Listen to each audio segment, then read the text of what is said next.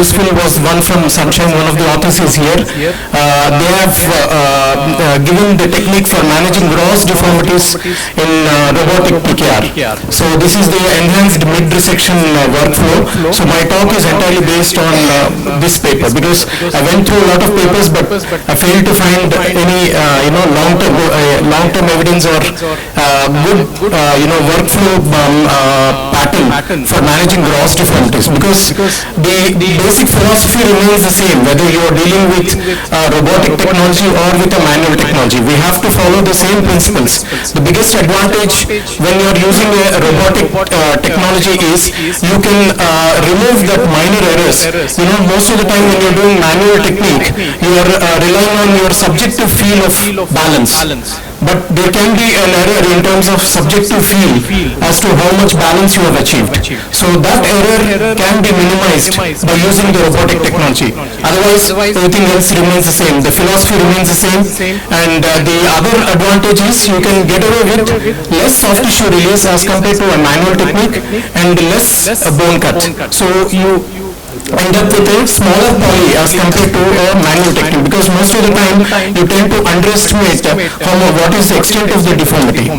So it's not uncommon to get this kind of X-ray pictures in our practice in India, with gross bone loss and extreme varus and non-correctable varus.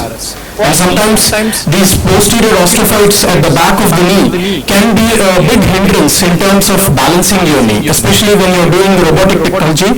When you're doing less soft tissue release in the initial phase, you may not have a proper access to the posterior medial corner of the knee. Or sometimes you can get this kind of extreme deformities where there is a combined intra-articular varus as well as constitutional varus of the tibia vara. So this accentuates the overall varus deformity in that particular knee. So for all practical purposes, we will be dealing with only varus knee, because this is the most common thing which we encounter in our day-to-day practice. But before you embark on your deformity correction, first you have to assess where the deformity is and in what plane the deformity is, whether it is in the coronal plane or the sagittal plane, whether it is an intra-articular deformity or an extra-articular deformity, or sometimes you can get a combined intra-articular and extra-articular deformity. And is the deformity present on the tibial side or the femoral side, or it's a combined tibial or a femoral deformity? And where exactly is the deformity? How far it is away from the joint line? Because if it is quite away from the articular surface, you can actually ignore the deformity and just go for your intra-articular correction. But if it is closer to the articular surface, you have to do an intra-articular as well as extra-articular correction. And depending on your experience, you can go either as a single stage or a two-stage procedure, where first stage you do the extra-articular correction and go for the intra-articular correction on a later date. And again, whether it's a correctable deformity or a rigid deformity. So all these goes into your preoperative surgical planning. Long leg views are mandatory when you are dealing with severe deformities. So the conventional way of dealing with severe varus deformities, surgical strategy is you do an extensive soft tissue release. You have to embark on doing a reduction osteotomy of the posteromedial tibial flare, and pie crusting of MCL is also a discard technique. I personally have not done any pie crusting. Most of the time I rely on most posteromedial release as well as reduction osteotomy, and 99% of the time I am able to achieve accurate balance. If at all you are still not able to get accurate balance, you can do epicondylar slide osteotomy, which is a described technique, and we have published that paper as well. So that again is a useful technique to balance the knee when you have worn out of all the options, when you have done all the releases, but still if the knee is not balancing, then you go for this.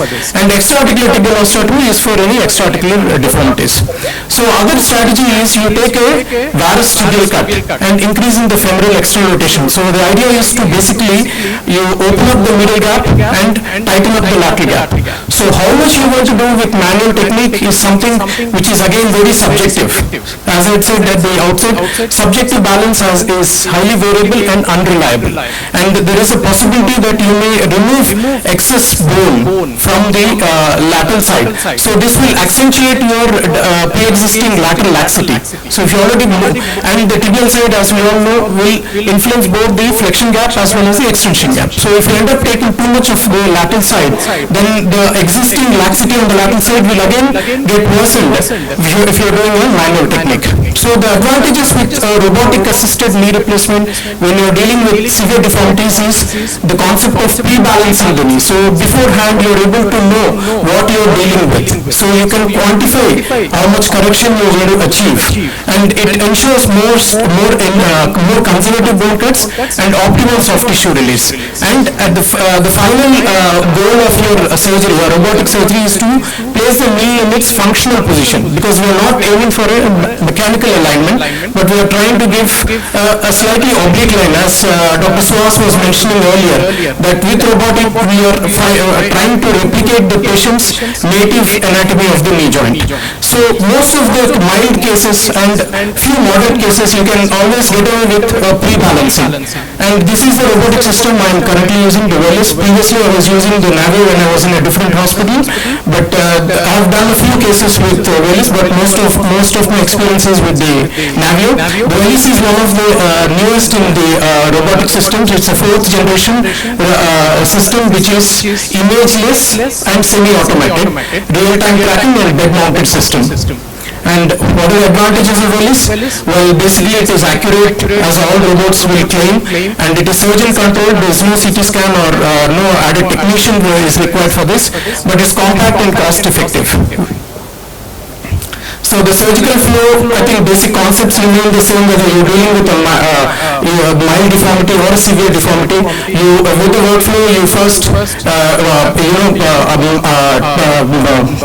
the femoral mechanical axis from the femoral head center to the knee center, and then hip center is registered with the help of a few circumflexion movements around the hip joint. Then the tibial mechanical axis is registered, and then by marking both the malleoli and the tibial knee center, and then your tibial resection depth is marked by various landmarks, as you have seen in the TV system. So the basic workflow remains the same, whatever system you use, but the trackers are slightly different in case of each of the robotic systems. So you mark the most distal point of the femur and the most posterior point of the femoral condyles, both on the medial and the lateral side. This is where the strategy slightly changes when you are resecting the posterior femur, when you are dealing with mild deformity and the severe deformity, because in mild deformity you can get away with your initial planning, but if it is a severe deformity you don't want to take away too much of bone on the posterior side, because once you have done the cuts there's no going back. So always try to be more conservative.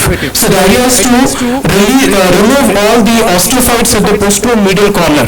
So once you have removed all those osteophytes, your gaps will suddenly open up. So you'll end up with a more lax knee, which you don't want, and we don't want to put too thicker a poly, because that will alter the joint line. If you alter the joint line, it will change the patellofemoral kinematics. So your idea is to do more conservative cut, optimal soft tissue release whatever is necessary, and get away with the smallest size poly, so that you can replicate the native knee kinematics. That is the ultimate goal of your robotic, because at the end of the day, whether you do a robotic or a manual, the idea is to give a happy knee to the patient. So it doesn't matter what you do, but the robot adds that little advantage in terms of quantification of what you are doing, how much you are doing. So that is the biggest advantage. And the other advantage which I found with the Velis system is the knee balancer or the tensioner.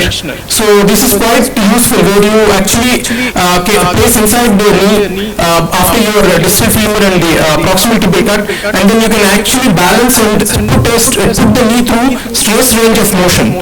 So you give varus stress and valgus stress with the balancer in situ, and then you assess the gaps real time. So the robot gives you a real time feedback of how much are the gaps, and it gives you an overall graph of the HKA. So how much are the gaps at various degrees of the knee range of motion, at zero extension to beyond 90 degrees of flexion. You know how much is the medial gap and the lateral gap, and then you can play around, make necessary adjustments. And the biggest advantage is that you can actually go back with your cuts, go back with your surgical planning. Even if you after a certain step you feel that it is not feeling right, there's always an option to go back and then revisit your cuts. So the strategy for pre-balancing, most of the time it is pre-resection workflow. In moderate deformities, you might have to go for a mid-resection workflow where you do a distal femur and the proximal tibia cut first, so that you balance the knee first in full extension. And after that, you try to play around with femoral external rotation and balance your flexion gaps. So the pre-balancing may not be successful in severe deformities because the effect of the large osteophytes and the soft tissue tension you can underestimate it. Because as you've seen in one of the radiographs which I showed earlier, big osteophytes at the back. Once you remove them, then the gaps will suddenly open up. So once you're able to access them and remove them, then you will know the exact tension which is there on the medial side of the knee joint. And again, mapping of the bony landmarks sometimes can be inaccurate because you can be misled by the large osteophytes. So unless you remove all the osteophytes at the beginning, whatever are accessible, then your sizing can be varied, because if you're mapping your knee on the osteophyte itself, then there's a possibility that you may end up with still a tight knee on the medial side. So the talk, as I said, is based on this very good paper, and it shows it gives in detail as to how to deal with severe deformities using the robotic technology. This was published from our Sunshine Hospital. So the they are described about the mid-resection workflow and the enhanced mid-resection workflow. And once the pre-balance, if the pre-balance is not achieved, then you do a mid-resection workflow where you remove all the balance the knee, doing soft tissue release and removing the osteophytes, putting the knee tensioner, and then any residual tightness is addressed by appropriate soft tissue release. This is the tensioner which I showed earlier. In the enhanced resection workflow, you intentionally under-resect the posterior femoral condyle, so by about 2 millimeters to 3 millimeters, so that you can get an access to the posterior medial corner and remove all the osteophytes, and then you put the balancer and check what are the gaps between the medial and the lateral side, and based on that you do the further resection. So you go with your original planned cut depending on how much gap you are left with after under-resecting the posterior femoral condyle. So again, the femoral side can be adjusted by adjusting the femoral external rotation. So tibial cut will influence both your flexion and extension gaps. Initially you balance the knee in extension by distal femoral cut. Further, after doing all these releases and all that, you are changing the rotation, because traditionally you all go with 3-degree femoral external rotation when you are doing a manual technique. But we have noticed that with navigation and robot, that it is not always 3 degrees. Sometimes you may have to go up to 5 degrees, 6 degrees, and even 7 degrees of external rotation in order to open up the medial gap. So this is the advantage with robot, because it will give us a quantification that not every knee is the same. You can't standardize the fixed 5-degree valgus cut or 3-degree rotation which you do with your manual technique. So the advantages of enhanced mid-resection is quantitative balancing, and it is more bone conserving, and objective balancing in a stepwise fashion with a visual feedback which is real time, and limited soft tissue release, and you can get away with a thinner polyethylene set. There are a couple of my case examples of Wellis robotic system. On the left side, I think I could get a needle, but on the other knee I managed to get a pneumatic alignment. So the take-home message is, there is a steep learning curve for robotic assisted PKA. Don't embark on severe deformities at the beginning of your career when you're doing robotics. So start off with your mild deformities. So once you're more comfortable with the mild deformities, then you should try and go for the more complex cases. Know in detail about what deformity you're dealing with. The advantages, as I said earlier, is quantification, conservative resection, and optimal soft tissue release. This will give longevity to the implant and also more satisfaction to the patient.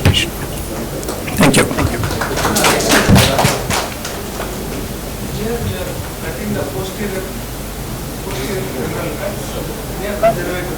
Yes. You are releasing all you remove the osteophyte.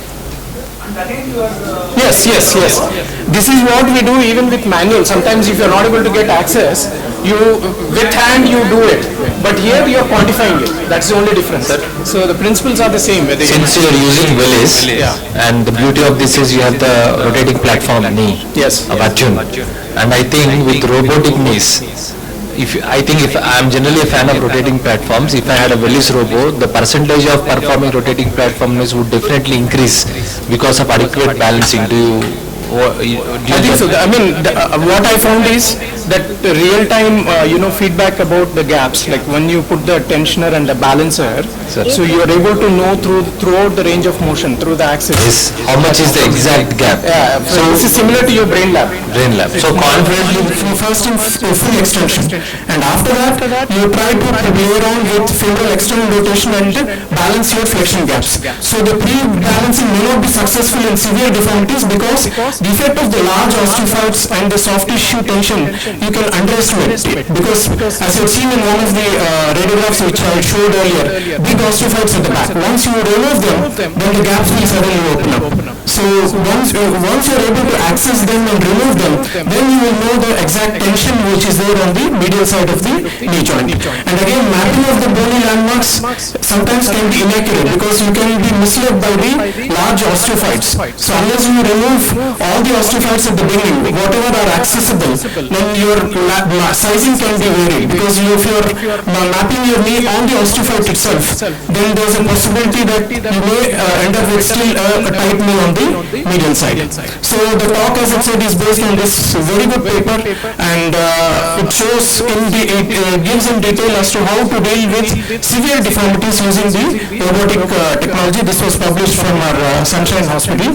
So the they are described about the mid-resection workflow and the enhanced mid-resection workflow. And once the pre-balance, if the pre-balance is not achieved, then you do a mid-resection workflow where you remove all the balance the knee, do a soft tissue release and remove the osteophytes, putting the knee tensioner, and then any residual tightness is addressed by appropriate soft tissue release. This is the tensioner which I showed earlier.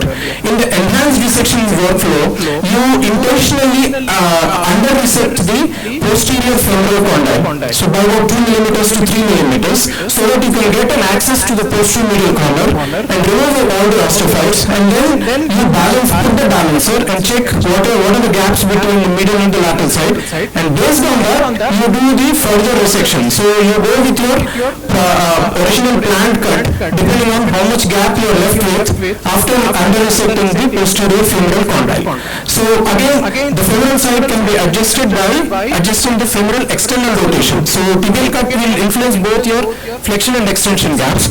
Initially you balance the knee in extension by distal femoral cut. Further, after doing all these releases and all that, you are changing the rotation, because traditionally you all go with 3-degree femoral external rotation when you are doing a manual technique. But we have noticed that with navigation and robot, that it is not always 3 degrees. Sometimes you may have to go up to 5 degrees, 6 degrees, and even 7 degrees of external rotation in order to open up the medial gap. So this is the advantage with robot, because it will give us a quantification that not every knee is the same. You can't standardize the fixed 5-degree valgus cut or 3-degree rotation which you do with your manual technique. So the advantages of enhanced mid-resection is quantitative balancing, and it is more bone conserving, and objective balancing in a stepwise fashion with a visual feedback which is real time, and limited soft tissue release and you can get away with a thinner polyethylene insert. There are a couple of my case examples of Willis robotic system. On the left side, I think I could get a needle, but on the other knee I managed to get a pneumatic alignment. So the take-home message is, there is a steep learning curve for robotic assisted PKA. Don't embark on severe deformities at the beginning of your career when you are doing robotics. So start off with your mild deformities. So once you are more comfortable with the mild deformities, then you should try and go for the more complex cases. Knowing detail about what deformity you are dealing with. The advantages, as I said earlier, is quantification, conservative resection, and optimal soft tissue release. This will give longevity to the implant and also more satisfaction to the patient. Thank you.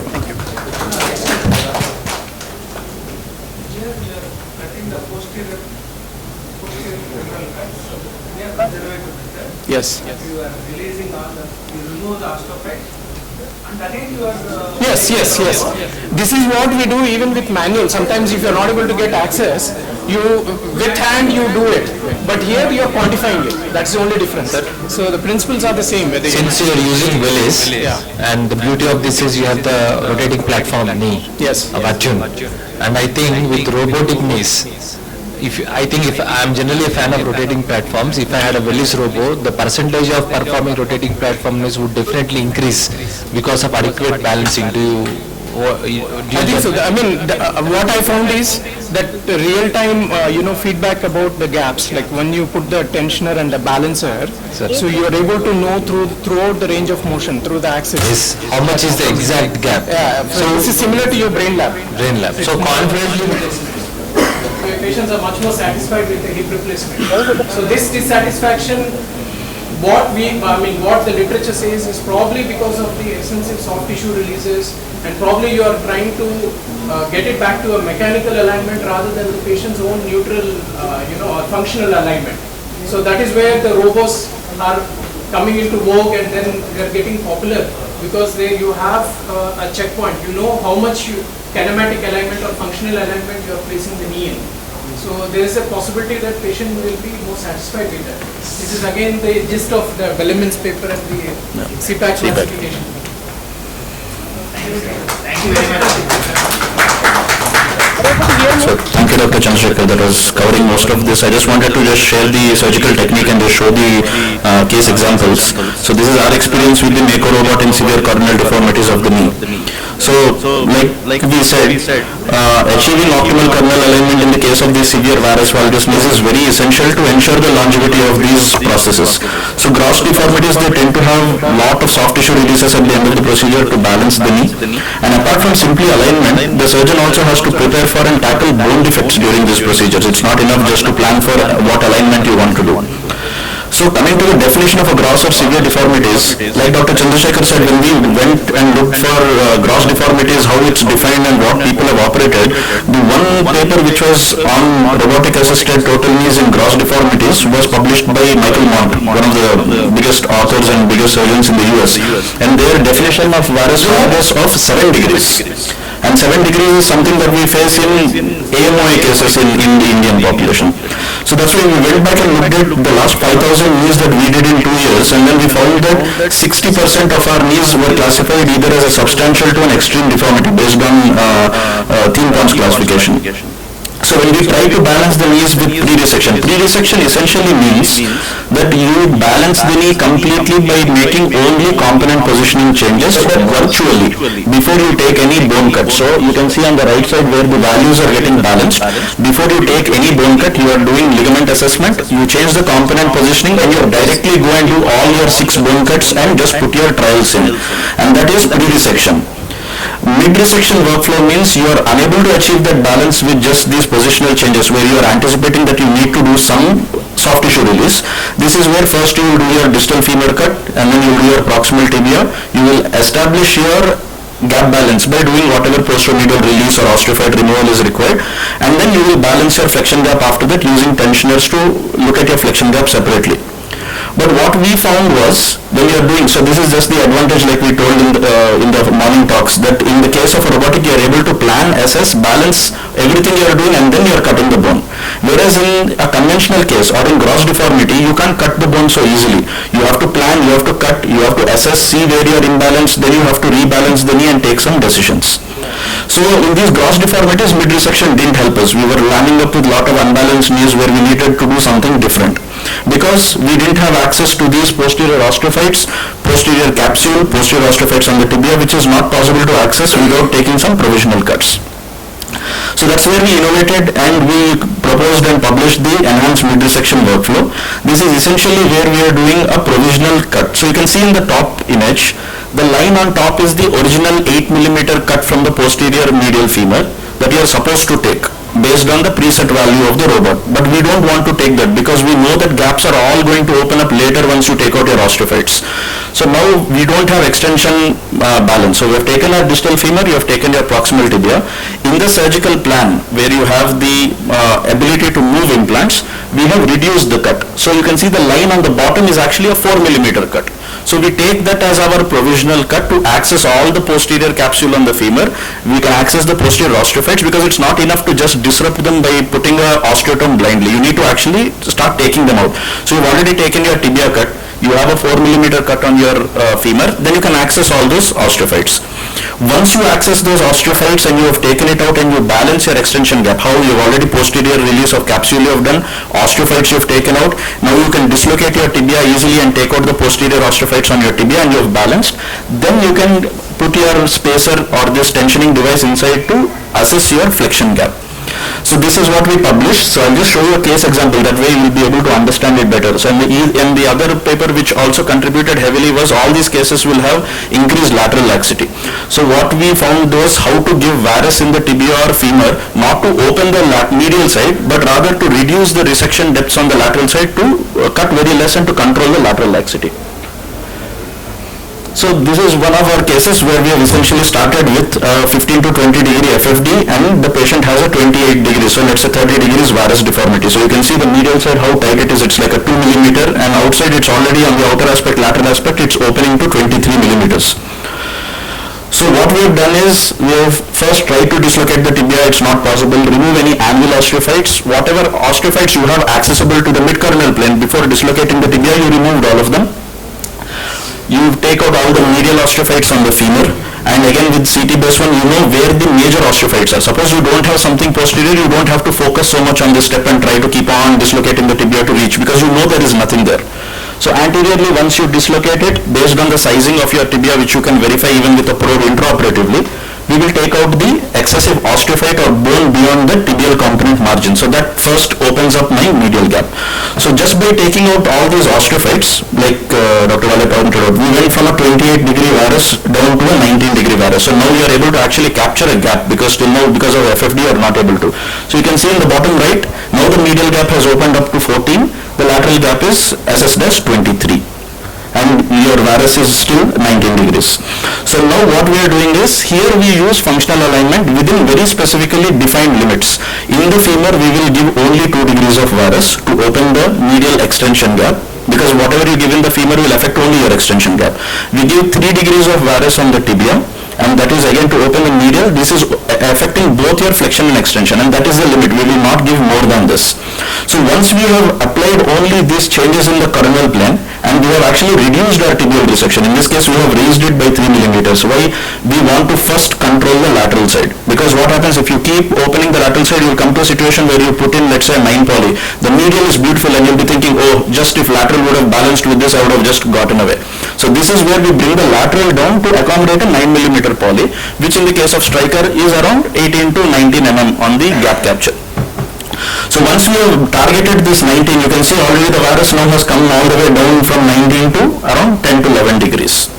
So still you are imbalanced in flexion. This is after you have already done proximal tibia, distal femur and everything. So now we are doing this posteromedial cut. So you can see on the right side, it's not very clear. You have gone from an 8 mm to a 4 mm. This is only tentative. You can see how the robot is warning you that you are going to be notching the femur. But I am not worried about that, because this is only a temporary shift that I am doing to gain access. It's only provisional.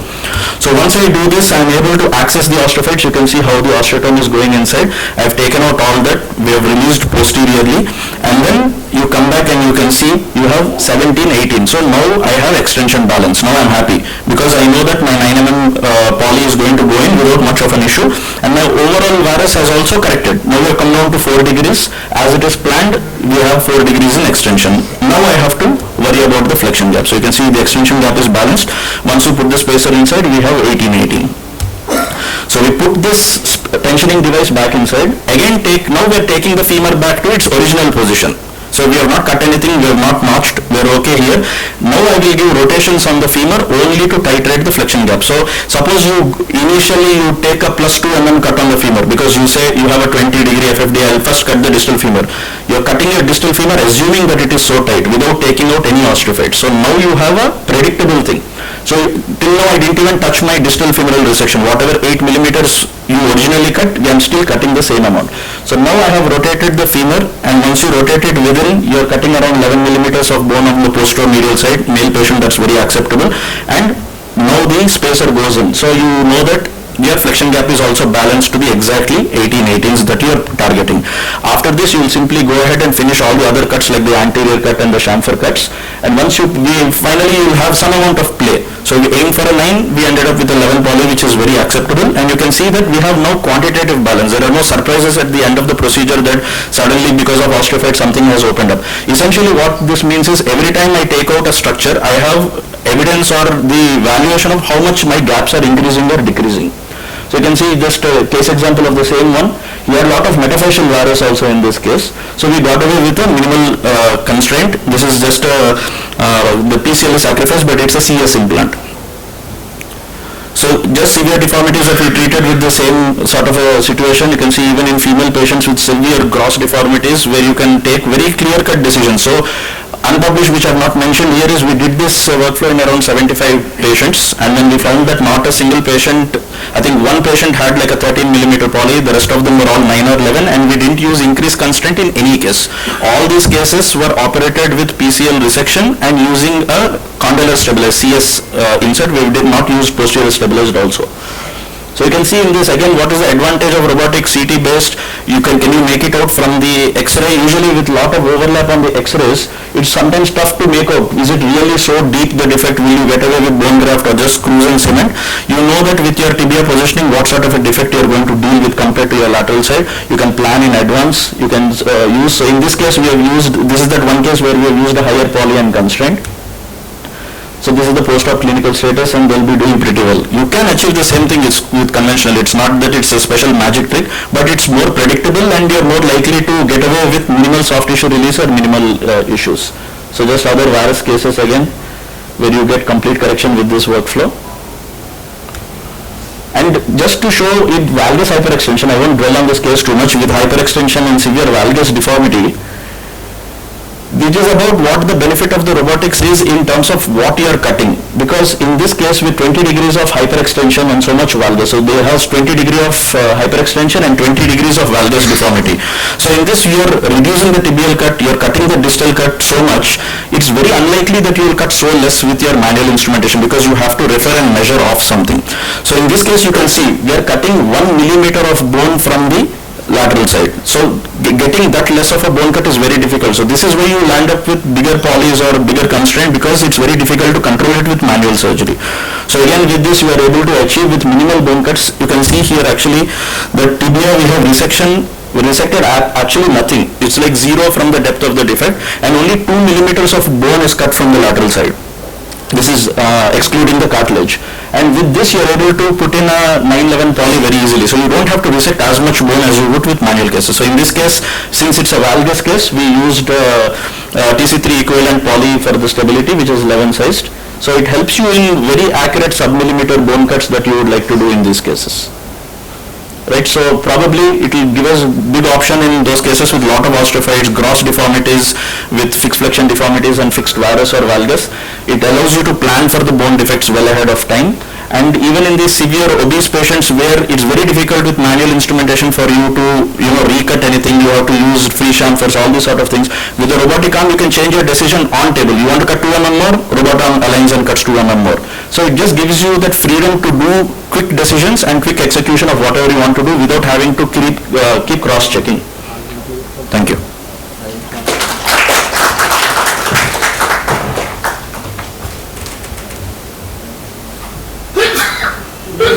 In your valgus knees, have you ever tried any anti-parameter when you are doing robot? We are doing all medium. On medium? We didn't have a situation where we did that. So in hyperextension, what about the tibial slope? Is the same or you want to reverse? Tibial slope usually in I would say 90% of our cases where we are taking out the PCL, we always keep 3 degrees of slope. I would say as a rule of thumb to any junior surgeon, all of us who are doing valgus hyperextension cases is to please retain your PCL. If you take out your PCL in a valgus hyperextension, your medial open. Yeah, we can hear you, Dr. Balaji. Rotate your components. So, we after key preparation, I went up to 11 mm poly. we can't see. So this is a neutral position. It's able to see straight alignment happening. No, it's completely dark. Yeah, we can see you now. You see here? Yes. Completely? Yes. So there is no flexion deformity of the knee in extension. In 90 degrees position also absolutely fine. There is no depression, deformity or instability. Thank you once again all the delegates and faculty members. Special thanks to Dr. Akhil also, who all the way came from India. Thank you all the delegates and faculty members. Thank you. Any questions here? I will ask it directly. Yeah, we'll move on with the agenda, Dr. Balraj. When you're here, probably we can discuss. Thank you once again. Now I'd like to invite Dr. Nitin sir to present his talk on management of patella in knee replacement using robotics.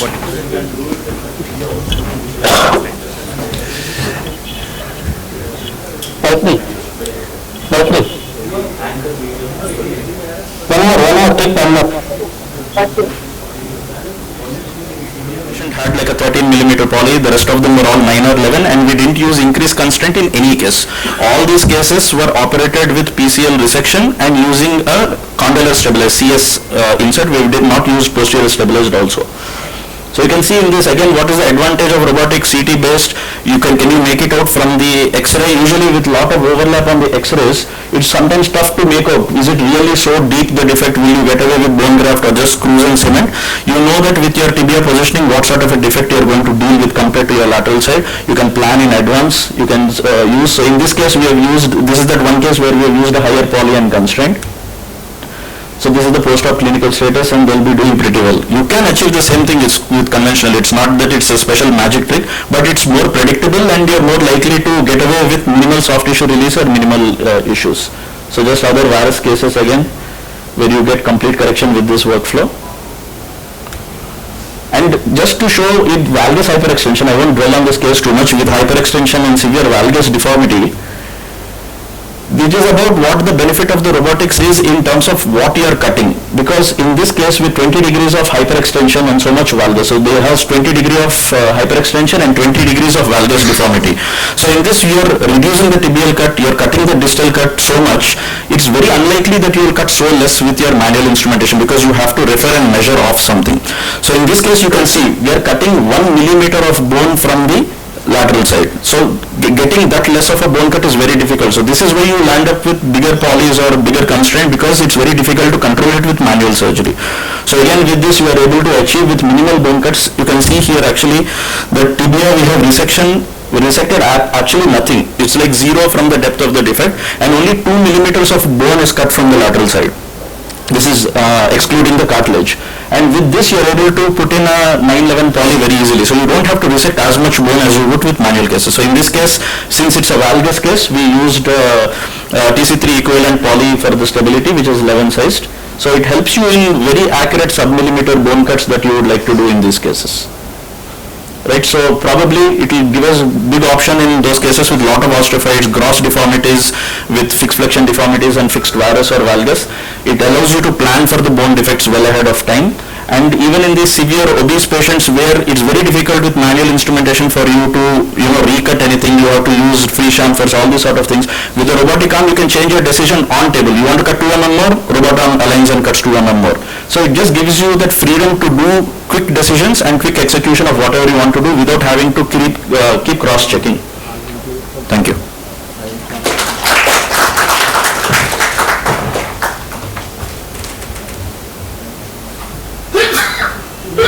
In your valgus knees, have you ever tried any anti-parameter when you are doing robot? We are doing all medium. On medium. We didn't have a situation where we did that. So in hyperextension, what about the tibial slope? Is the same or you want to reverse? Tibial slope usually in I would say 90% of our cases where we are taking out the PCL, we always keep 3 degrees of slope. I would say as a rule of thumb to any junior surgeon, all of us who are doing valgus hyperextension cases is to please retain your PCL. If you take out your PCL in a valgus hyperextension, your medial open. Yeah, we can hear you, Dr. Balraj. Rotate your components. So, after key preparation, I went up to 11 mm poly. We can't see. So this is a neutral position. It's Are you able to see? Yeah. Straight alignment happening. No, it's completely dark. Yeah, we can see you now. Can you see here? Yes. Completely? Yes. So there is no flexion deformity of the knee in extension.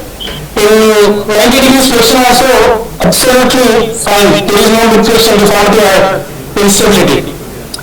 Thank you once again, all the delegates and faculty members. Thank you. Special thanks to Dr. Akhil also, who all the way came from India. Thank you all the delegates and faculty members. Thank you. Any questions here? I'll ask it directly. Yeah, we'll move on with the agenda, Dr. Balraj. When you're here, probably we can discuss. Thank you once again. Now I'd like to invite Dr. Nitin sir to present his talk on management of patella in knee replacement using robotics.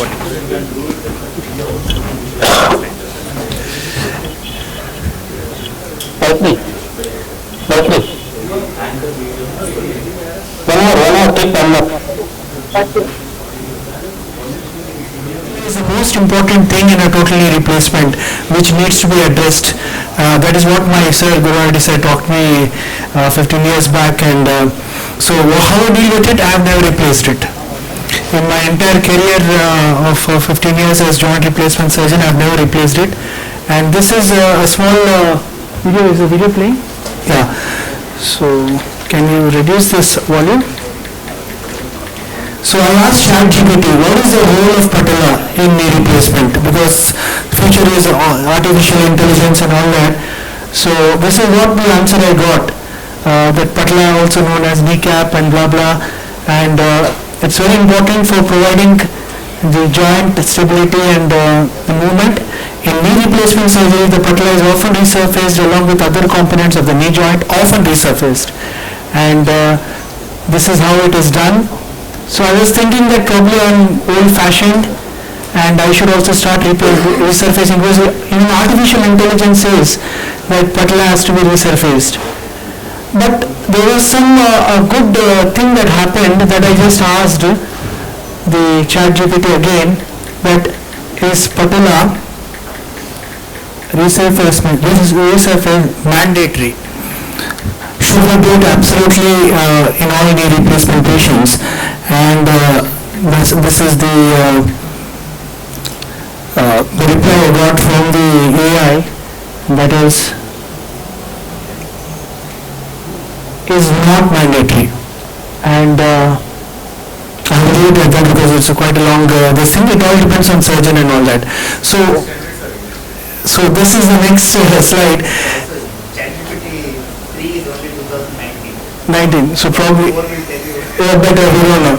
So this slide, America replaces almost all the time. Europe follows America, but Asia has peculiarly decided against it. The reasons is unknown, but probably finance, we don't know, and most of the Asian surgeons don't replace their patellas, especially in India. So there are three schools: always replace, never replace, and selectively replace.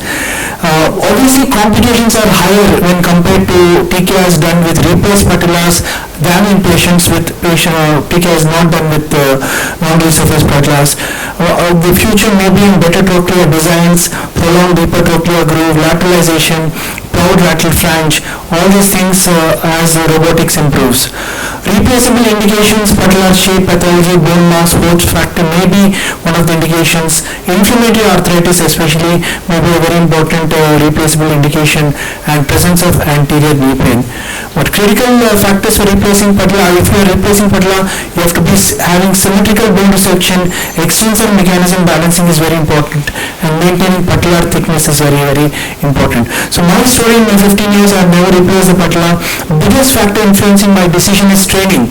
I was trained to do patelloplasty by my sir, and that is what I keep doing. What exactly do I mean by patelloplasty? I remove the osteophytes and peripheral leveling. I do removal of synovial reflection near the superior pole, which is very important. Circumcortry of the patella, shaving of the diseased cartilage to cancellous bone, and modeling the surface to articulate with the trochlear notch, reshaping the patella for optimal trochling in the trochlea. So this is, can we reduce this volume? Yeah. So that is how the patella looks, and that is the circumcortry that we are doing of the implant of the patella. I hope it's clear. And then after that, removal of the superior pole, synovium. So you can see that synovial reflection, especially in the superior pole, is very, very important because it can form a patellar nodule or a patellar, it leads to patellar clung. So removal of that synovial reflection, especially in the superior pole, is very important. Then obviously I have a vernier calipers in my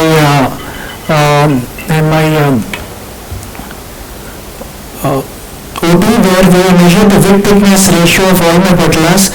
I had actually presented a talk, I'll tell you as the slides progress. So it measures the width and the thickness of the patella of the native patella before it's resected and the native patella after it is resected. So 10 to 15% of the patellar thickness is removed by the saw when the patient, the knee in extension, the Alice keeping it averted, osteotome to prevent the cancellous bone of the femur and the tibia after the cuts. And again, after the resection it is measured. What is the width and the thickness? This I have been following religiously in all my cases. And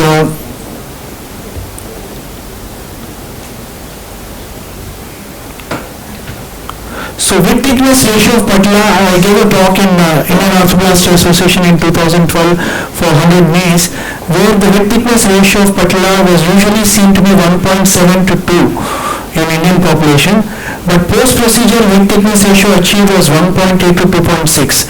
So what I have seen is patients didn't complain of any anterior knee pain, tracking problems, especially more so in the 2.1 group. That is, your thickness has also come down, the width is also slightly less because of your peripheral leveling.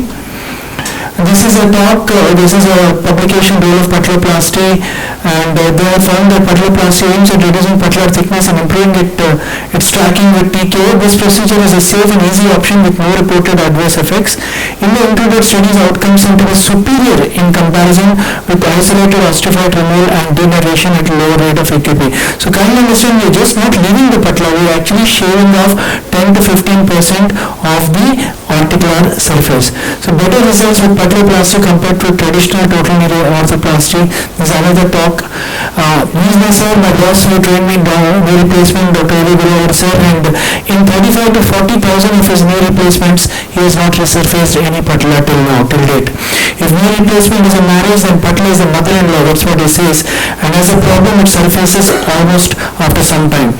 So he maintains that patella is the most important part of the knee replacement, and well-done patelloplasty is paramount in preventing anterior knee pain in the future, and shaved off bone would eventually be lined by a fibrous tissue response which would prevent the rising of any pain through articulation and reduce thickness, leading to less patellofemoral forces.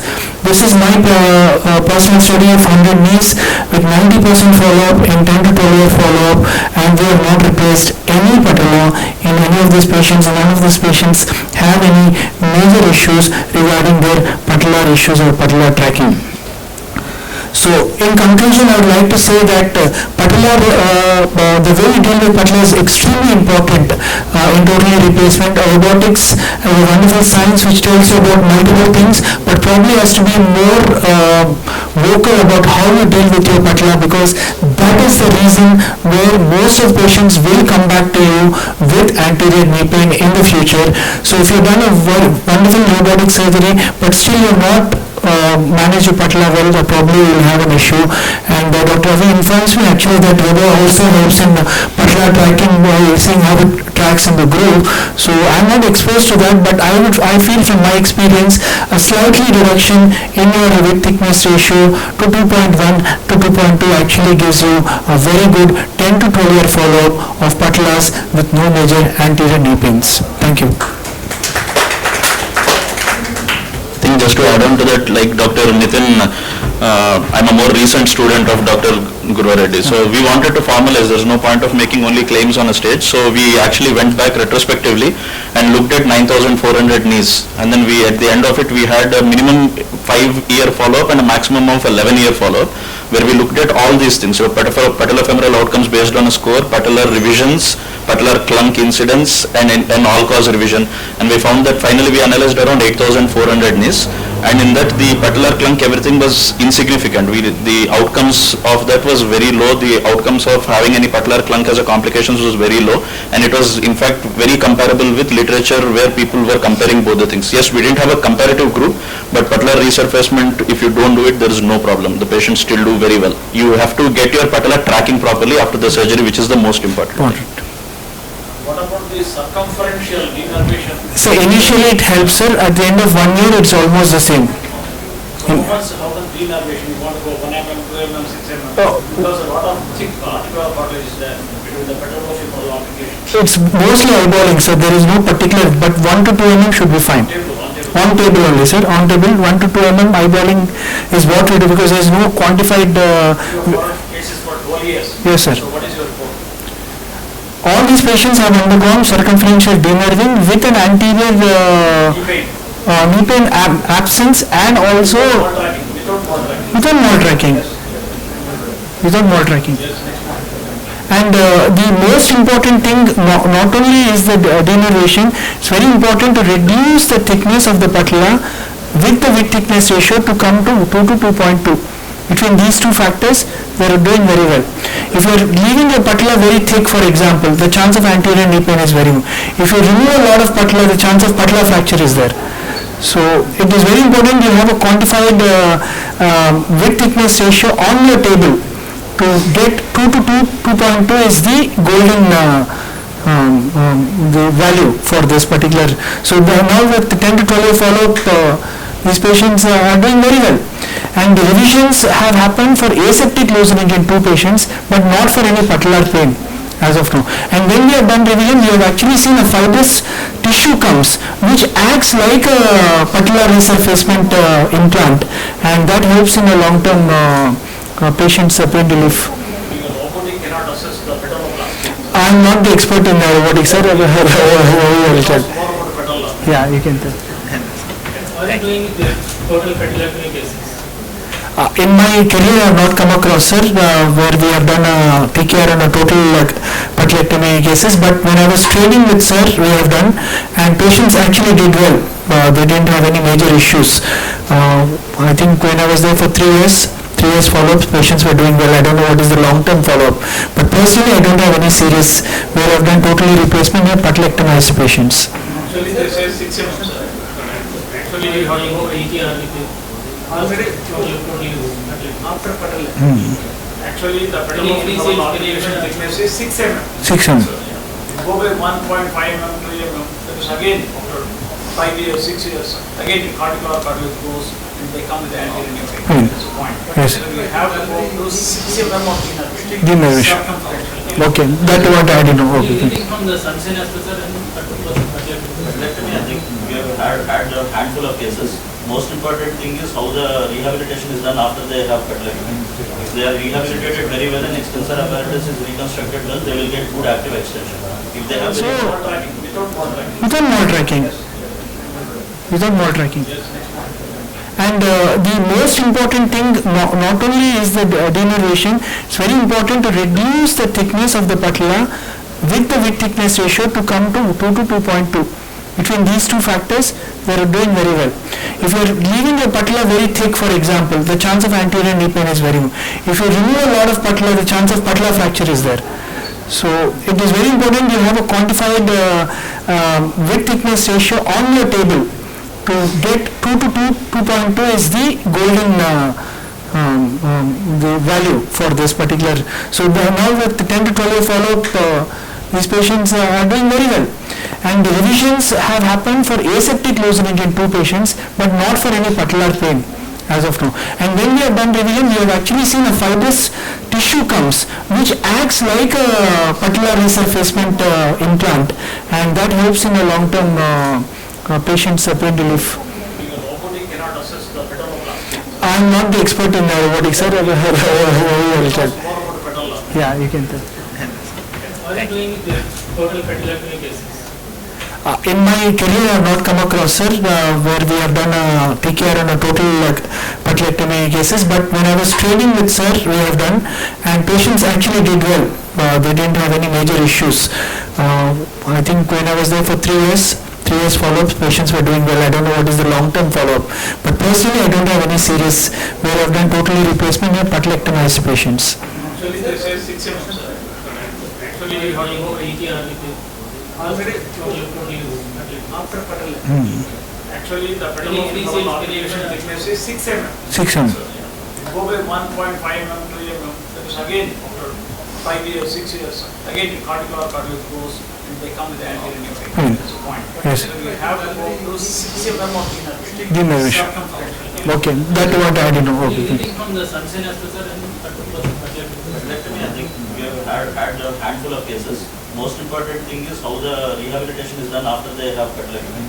If they are rehabilitated very well and extensor apparatus is reconstructed well, they will get good active extension. If they Move on to the last two talks before we break for lunch. I think these two will be very exciting talks. I would like to ask Dr. Praharsha to present on CPAC classification, which is the most hot topic of robotics now.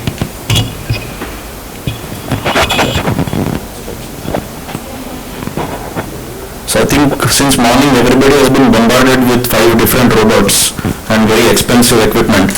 You can have a very very fast Ferrari, but if you don't know how to drive it, you will crash. So in the same way, with any technology, you have to understand how to use it before you purchase it. And everybody is talking about different targets, you have to understand what is your target in the first place. So this talk is basically about need for characterizing knee phenotype and alternate alignments. How do you even plan for these things?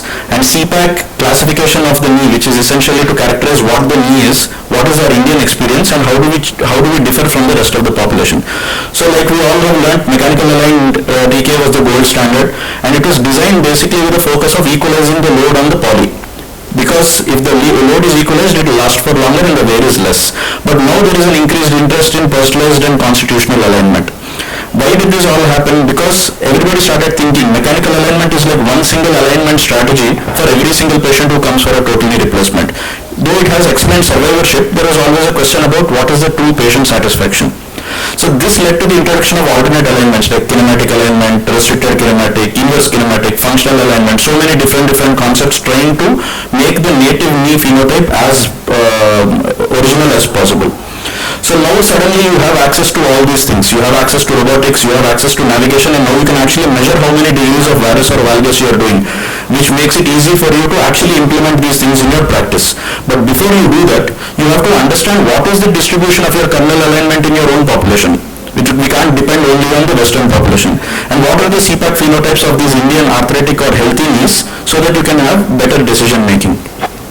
So native alignment is not singular or standard. Not everybody's knee is straight. You have some people with valgus knees, you have some people with varus knees, some people have neutral knees, and that is why so many different philosophies of TK alignment, like you can see, you can do a partial knee and you can use the other alignment strategies. Finally, the most important paper I think which changed the perspective of alignment in total knee arthroplasty was Belleman's paper, which they spoke about the concept of constitutional varus, saying that even in healthy non-arthritic young adults who are in the age group of 20 to 30, they all have some amount of varus which is between 2 to 5 degrees in their native knee. So trying to put an osteoarthritic patient back to zero, it doesn't make any sense. So this was their distributions. So now challenges of moving away from mechanical alignment. What is the patient's native constitutional alignment? How do you define it? What is the joint line orientation? Is there a way to classify alignment so that you can understand what to do during your surgery? And which patients benefit from this approach? And that is where the CPAC system came. So prior to this, phenotypes were classified even by Dr. Mullaji. There were around 7 or 8 phenotypes. Some of the European people gave 159 phenotypes. You can't incorporate that into your general practice. So the Australian team led by Dr. Samuel McDessie came up with this whole concept of CPAC. Essentially, to simplify it, it is a way of classifying knees into 9 different categories based on 2 measurements. One is called the arithmetic hip-knee ankle angle, that is AHKA, and joint line obliquity or JLO. For this, you need to make some specific measurements, which is on a standing scanogram. You will measure the lateral distal femoral angle or the LDFA. You will measure the MPTA or the medial proximal tibial angle, and you will calculate these angles to classify them. So this is how it is done. So the first value which you need to calculate is the arithmetic hip-knee ankle angle or AHKA, which is calculated as MPTA minus LDFA. You just need to remember that one thing. So MPTA minus LDFA gives you AHKA. The next thing is, so just talking about that, you can see in the center, AHK is 0 because LDF and MPT are cancelling each other out. On the left side, you can have a varus knee, where AHK is negative, the MPTI is lower, the LDFA is higher, and in a valgus knee, it is the other way around. So if you get a negative AHK, it means it's a constitutional varus. If you get a positive AHK, it is a constitutionally valgus knee, and if it is 0, it is a neutral knee. Next, you come to the concept of joint line obliquity. This is MPTA plus LDFA. Very simple calculation. So if you get 180 degrees, that is a neutral joint line. So the joint line is parallel to the floor, which you all want to put with mechanical alignment. When there is apex distal, that is basically the joint line, the floor is like this, the joint lines are like this, where the inner aspect is at a lower level. So the apex distal is when it is less than 180 degrees. And apex proximal, which is very rare, is where it is more than 180. So they'll put some cutoffs for these things to understand where they go. So you can see on the right side, if there is a negative one, which is varus, which is less than -2, because you have to have some standard deviation. Or if you have a positive AHK more than +2, neutral is 0 ± 2 degrees. In the same way, JLO, 180 plus or minus 3 degrees is considered as neutral. Anything less than -3 or more than +3 will, less than 177 or more than 183, it will be telling you the joint line. So depending on this, they finally put people into a grid of 9 possible phenotypes. So you can see, you can have a varus knee, you can look at the left column, that is what you deal with in everyday practice. You can have a varus knee where the joint line is distal, you can have a joint line which is neutral, and you can have a joint line which is even proximal, but all of them are again varus knees. You can have a straight leg with all these combinations. So simply assuming that they all fall under one category is very wrong. So you can see in this particular patient, the MPTA is 85 degrees, the LDFA is 89 degrees. So first you are calculating AHK. 85 minus 89 will be -4. So that means that it is more than -2. That is, it is less than -2. So it will put you into constitutional varus. Next you are doing MPTA plus LDFA in this patient. 85 plus 89 is 174. So again with this 174, JLO is apex distal. So this pushes them into CPAC type 1. So it's a very simple classification, very easily done, but for this you need to get a proper standardized scanogram before your surgery. This is only going to guide you that if this patient was type 1 to start with, you should try to put your components to give them the same alignment. Now look at these X-rays. All these X-rays look the same. All of you will plan to do the same TKR for them. You're not really thinking too much. Same valgus correction angle of 5 degrees valgus, 3 degrees external rotation, all the standard stuff you will do. But they all look the same, but they're not the same. If you take the scanogram, all their joint lines are very different. And if you look at their CPAC phenotype, they range from type 1 to type 5. So what is the true phenotype? If you don't get a preoperative scanogram, you will never know. So this is where we published about our Indian findings with the same classification system in the Indian Journal of Orthopedics earlier last year, where we saw this in 500 knees in healthy young patients and 500 osteoarthritic patients as well. And this is where we found that majority of the, in the non-arthritic young people, there was equal type 1 and type 2. Whereas in the case of arthritic knees, everything was being pushed into only type 1 CPAC phenotype. So this was recently picked up and then again compared with the world population. I'll just show you. It's not changing here. Yeah. So in the Journal of Arthroplasty, an article was cited again by McDessie, who again took all this data from different countries, and he said, how do we differ? So you can see in Indian population, CPAC type 1 is 58%, that is almost 60%. This was much higher than any Western population. So you can see in the US it is around 20%, even in Belgium, all these countries it is less, whereas in Indian nation, and you can see Japan, Taiwan, all these Asian countries are much more prevalent with type 1. If you see type 2, we are relatively less, whereas type 2 is much higher in the Western countries. Now does this mean that our CPAC phenotype is really different from those guys? Turns out that we are actually not so different, because we are only dealing with a lot of bone loss, which they are not dealing with. They get very standard, simple deformities. Like we saw, their definition of a gross deformity is 7 degrees. So they get patients with very minimal disease. That is why it looks like it is type 2. So all of us also probably start from a type 1 or type 2.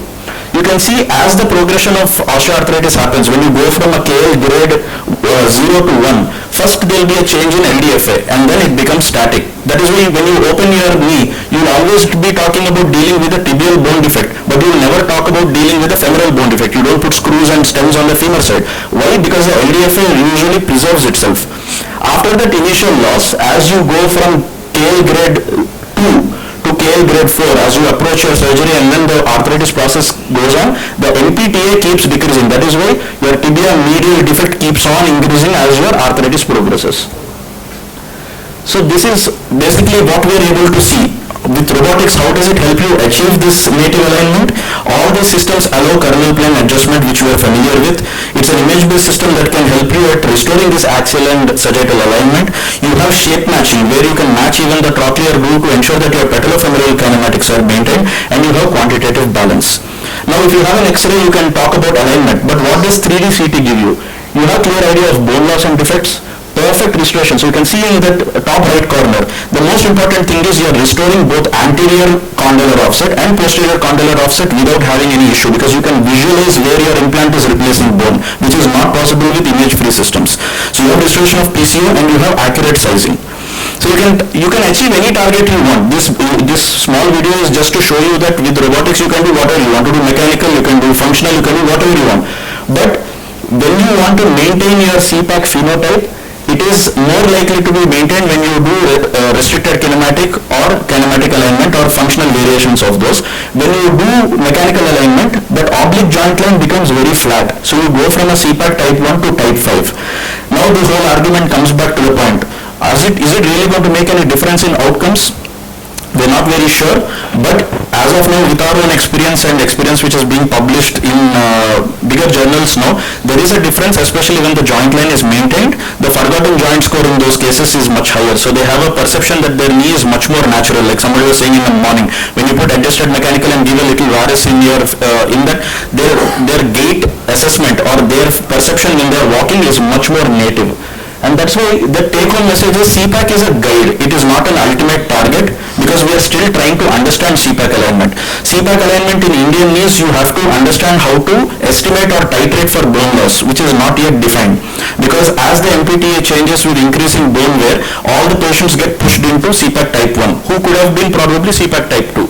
But does it really influence outcomes? At this point, I would say it doesn't, but I would always try to maintain the oblique joint line in my patients. So longer term longitudinal follow-up is obviously required to understand how all these factors will influence outcomes. Thank you.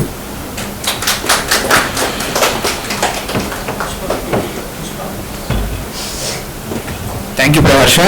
I think we will quickly do the inauguration in the lamp lightning and move on with the last talk. I would like to invite Dr. Balraj Naidu to onto the stage. Dr. Mithinachi sir, please. Chief Guest of Honor, Dr. Raman Naidu garu.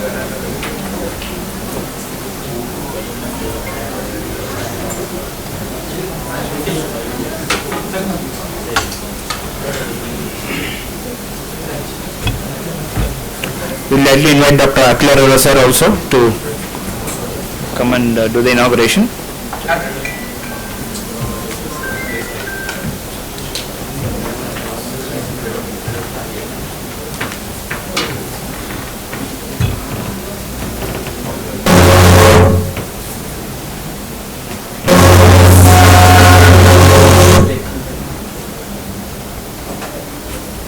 Restoring both anterior condylar offset and posterior condylar offset without having any issue, because you can visualize where your implant is replacing bone, which is not possible with image-free systems. So you have restoration of PCO and you have accurate sizing. So you can achieve any target you want. This small video is just to show you that with robotics you can do whatever you want to do, mechanical, you can do functional, you can do whatever you want. But when you want to maintain your CPAC phenotype, it is more likely to be maintained when you do restricted kinematic or kinematic alignment or functional variations of those. When you do mechanical alignment, that oblique joint line becomes very flat. So you go from a CPAC type 1 to type 5. Now the whole argument comes back to the point. Is it really going to make any difference in outcomes? We're not very sure, but as of now, with our own experience and experience which is being published in bigger bigger journals now, there is a difference, especially when the joint line is maintained. The forgotten joint score in those cases is much higher. So they have a perception that their knee is much more natural, like somebody was saying in the morning. When you put adjusted mechanical